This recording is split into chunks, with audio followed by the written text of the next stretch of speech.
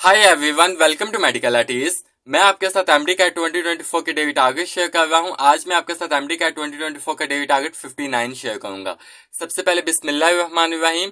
MD cat 2024 के daily target 59 में जो सबसे पहले सब्जेक्ट हम डिस्कस करेंगे वो हमारे पास है बायोलॉजी का। बायोलॉजी में जो आज टॉपिक हम सब topic according to PMDC syllabus आज हम कवर करेंगे वो हमारे पास है न्यूक्लियस। न्यूक्लियस एक मोस्ट इंपॉर्टेंट टॉपिक है। इसको सबसे पहले आपने अपनी प्रोविंशियल बुक से कवर करना है, देन इसके बाद आपने इसको फेडरल से इसको लाजमी पढ़ना है। न्यूक्लियस में जो आपकी कॉन्सेप्ट्स कवर करेंगे वो nucleus, what is nucleus, and then इसको डिस्कवर किसने किया था, यानी कि रॉबर्ट ब्राउन ने इसको डिस्कवर किया था।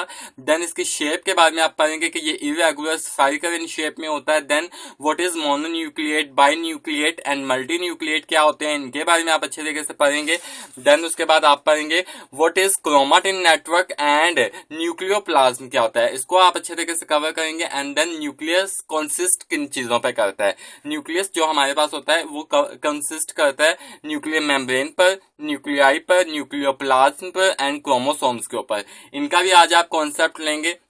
What is nuclear membrane, nuclear membrane में आप न्यूक्लियर मेम्ब्रेन के बारे में पढ़ेंगे एंड न्यूक्लियर पोर्स के बारे में पढ़ेंगे। यहाँ पे कुछ हमारे पास कुछ नंबर्स भी लिखे हुए हैं, जैसे एरिथ्रोसाइट्स हैव ओनली 3 और 4 पोर्स या न्यूक्लियस इनमें प्रेजेंट होते हैं, यानी कि एरिथ्रोसाइट्स के अंदर, इनको आप अच्छे तरीके से कवर करेंगे।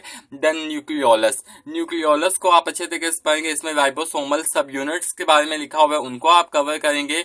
ये आप कॉन्सेप्ट कवर करेंगे। देन उसके बाद क्रोमोसोम्स, व्हाट इज क्रोमोसोम, ये किन चीजों पर क्रोमोसोम कंपोज्ड होता है, यानी कि ये डीएनए एंड प्रोटीन से भी कंपोज होता है and small amount of RNA भी प्रेजेंट होता है क्रोमोसोम्स के अंदर। और यहाँ पे हमारे पास कुछ इंपॉर्टेंट नंबर्स भी लिखे हुए हैं क्रोमोसोम्स के, जैसे कि यहाँ पे in humans, in man each cell contain 46 chromosomes, frog में 26 होते हैं, चिंपैंजी में 48 होते हैं and chromosomes in fruit fly या ड्रोसोफिला के अंदर 8 क्रोमोसोम्स होते हैं, यानी कि 4 पेयर्स के अंदर ये होते हैं 8 क्रोमोसोम्स।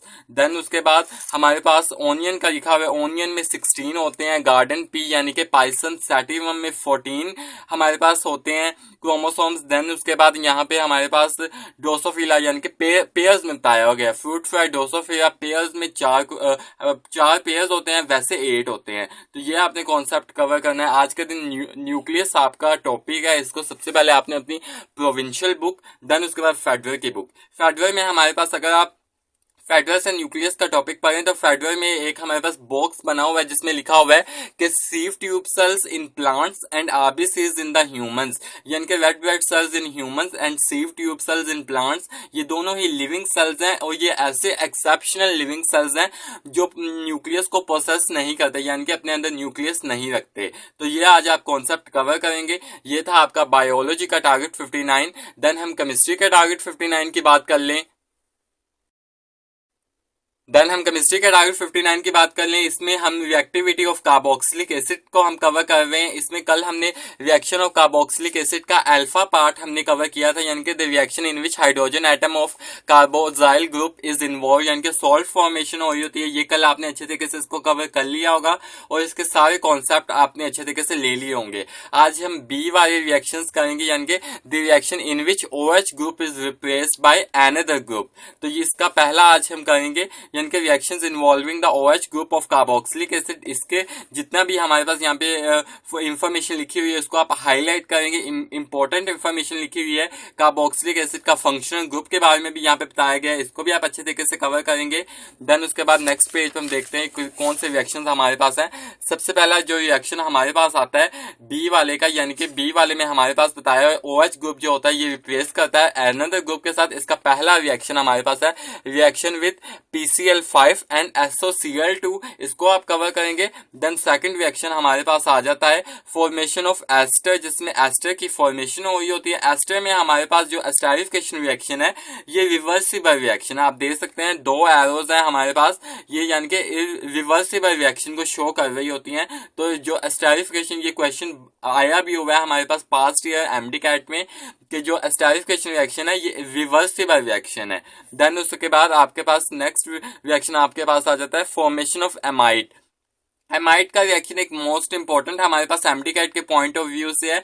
एमाइड में आपने अच्छे तरीके से इसका जो इन्फॉर्मेशन लिखी हुई है कि carboxylic acid react with ammonia to form ammonium salts which on heating produce acid amide. जो एसिड एमाइड है ये अमोनिया जो है ammonium acetate on heating gives acid amide. इस तरह से भी क्वेश्चन आता होता है, ये आपने अच्छे तरीके से कवर करने हैं। और यहाँ पे साइड पे हमारे पास एस्टर्स, कुछ एस्टर्स लिखे हुए हैं जैसे कि esters amyl acetate, isobutyl formate, benzyl acetate, ethyl butyrate, amyl butyrate and octyl acetate, और उनके फ्लेवर्स लिखे हुए हैं जैसे कि अमाइल एसिटेट का बनाना। इसी तरह से बाकी आपने अच्छे तरीके से सारे कवर करने हैं। आप देख सकते हैं बार दफा ये हमारे पास क्वेश्चंस नम्स में रिपीट हुए हैं, आपने अच्छे तरीके से इस बॉक्स को भी करना है। देन उसके बाद नेक्स्ट हमारे पास रिएक्शन आ जाता है फॉर्मेशन ऑफ एसिड एनहाइड्राइड। ये यहां तक आज का आपका टॉपिक है, यानी कि ये जो बी वाला जिसमें OH ग्रुप जो है रिप्लेस कर जाता है और विद अनदर ग्रुप, उसमें हमारे पास आज के 4 रिएक्शन आते हैं। Reaction with PCl5, reaction formation of ester जिसमें एस्टर फ्रूटी स्मेल देगा, and formation of amide, and then last पे हमारा रिएक्शन है फॉर्मेशन ऑफ एसिड एनहाइड्राइड जिसमें penta oxide as a catalyst use हो रहा है। ये आज के आपका टारगेट 59 है केमिस्ट्री का। देन हम फिजिक्स के टारगेट 59 की बात कर लें।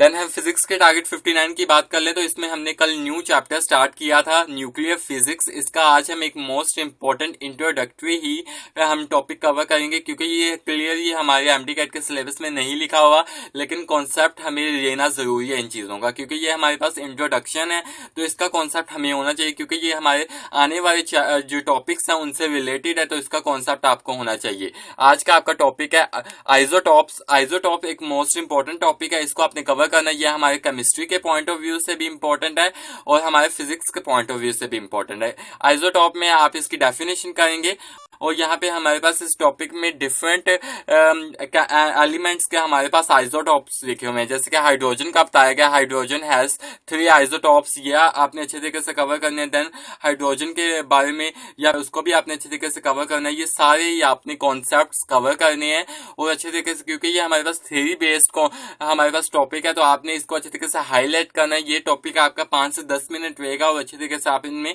अपनी जो इंपॉर्टेंट इंफॉर्मेशन है उसको आप हाईलाइट कर लेंगे।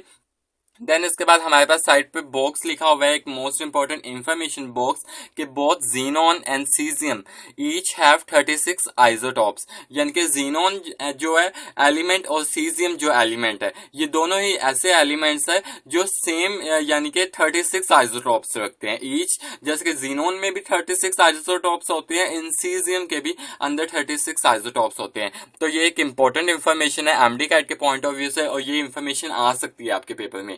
तो आज का आपका टॉपिक फिजिक्स में जो आपने टारगेट 59 कवर करना है वो आपके पास आइसोटॉप्स का टॉपिक है। इसको सबसे पहले आपने अपनी प्रोविंशियल बुक से पढ़ना है, देन ज्ञान पब्लिकेशन की बुक से आपने इस टॉपिक को अच्छे तरीके से पढ़ना है।